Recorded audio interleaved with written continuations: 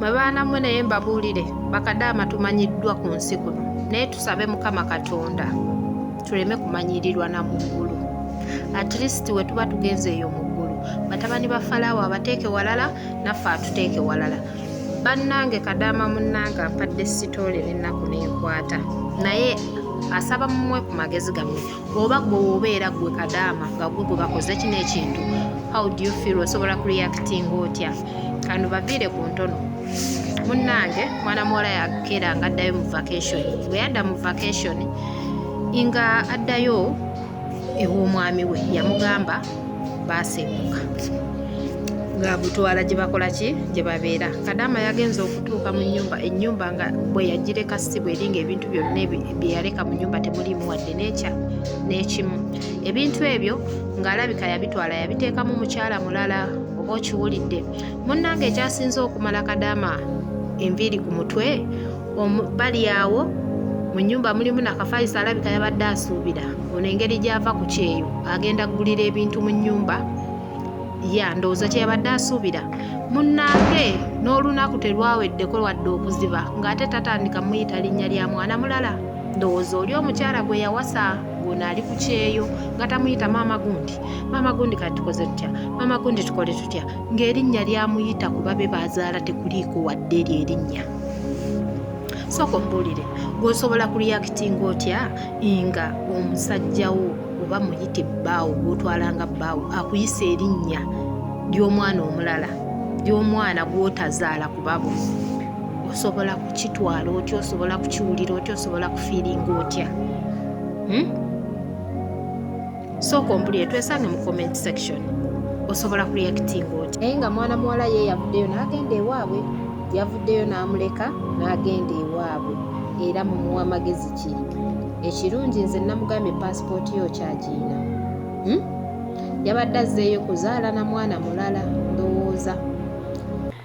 Omukyala ono omuwa magezi kyawo mu comment section. Nze nganza amagezi gempa omukyala ono yeetambulira ddeyo ku kyeyo.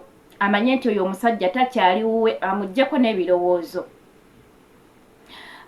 Ekirala mukimanyi nti omuntu asobola n'okukuttira mu nnyumba nga ye yabadde abala kimu ono kaakomyewo kandabe azze ne ssente mmeka. Mulimu abalina endowooza nti ogenda kubeera ne kashi nga ssente oziyinaawo. Ate mbabuulire mwewale nnyo okulaga abantu bano nti muyina ssente kashi bwe zibeera mu bbanka oba kaleko. Naye okimanyi omuntu asobola okukutta olwa miliyoni 2 ng'alabye miliyoni 2 n'alowooza oba olina miliyoni 10 n'akutta.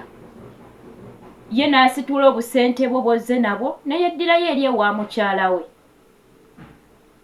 Ate n'ekirungi nti omukyala ono yavuddewo ow'omusajja ne yeegendera gye bamuzaala. Ekyo yakoze kirungi nnyo era eno Kadaama mugezi.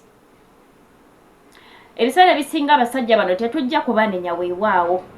Mukkirize tetugenda kubanenya kubanga kkiriza oba gaana omusajja tasobola kubeerawo myaka 2 ng'alinda gwe yagenda ku kyeyo nga tafunyeyo mukyala mulala. Era kizibu nnyo nnyo nno. Bafunira ddala abakyala n'okuzaala ne bazaala. Era oyo atazaala oba gw'osanga nga tazadde aba akuyambye nnyo. So omukyala yeetandikira obulamu obupya.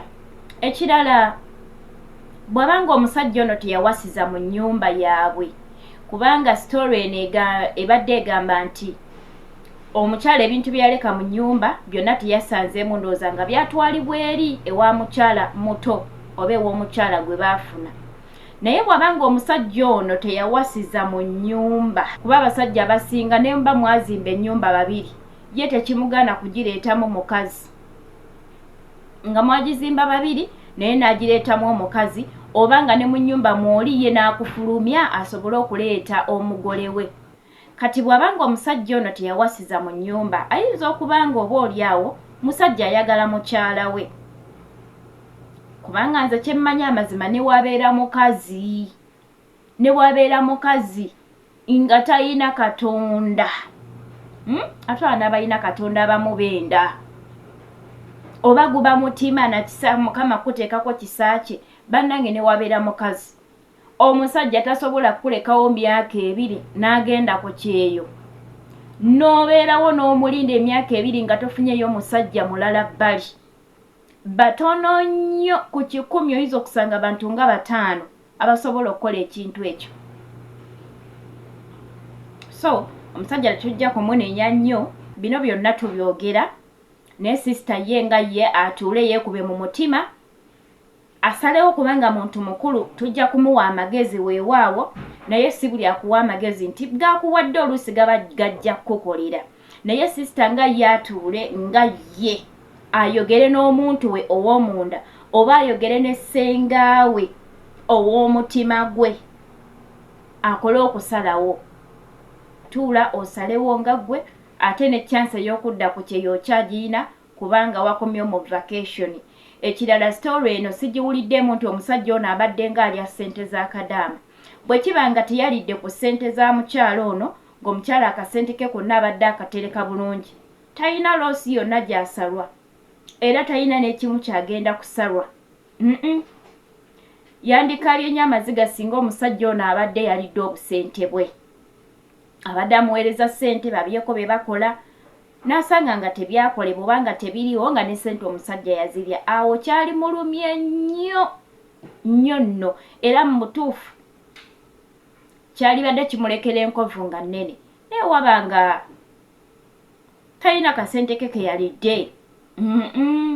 Sisita takaaba abeereyo ewa maama we atambuze obulamu bwe nga bulina okutambula ate omusajja kigenda muluma nnyo. Ye omusajja bwe kigenda oluma kigenda muluma nnyo.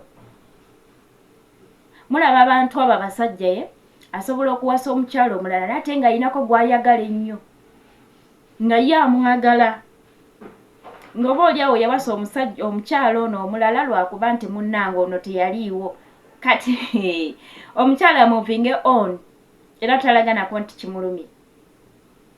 Yaddireyo ku kye yanaagenda okuddamu n'akikola omwaka mulambo ba myaka 2 ng'era akyajjukira ebyo. Kankome wane eno mbadde balabi balungi okuba gye twatandikidde. Mukama abanjagalire nnyo. Bye bye.